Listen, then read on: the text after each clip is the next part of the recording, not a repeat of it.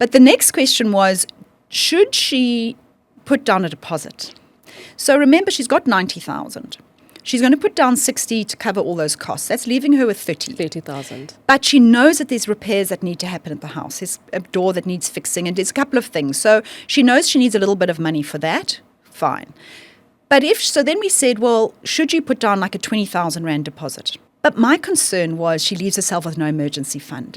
And as a homeowner, first year, you need sometimes a little bit of a leeway and a buffer. So, we always say put a deposit down.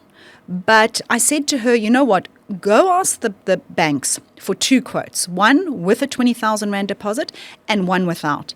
And if they're offering you the same deal, the same interest rate, then rather keep that 20,000 Rand as your sort of buffer. And you can always, when you get your bonus next year or whatever, accelerate your payments, find another way. So that was an interesting discussion.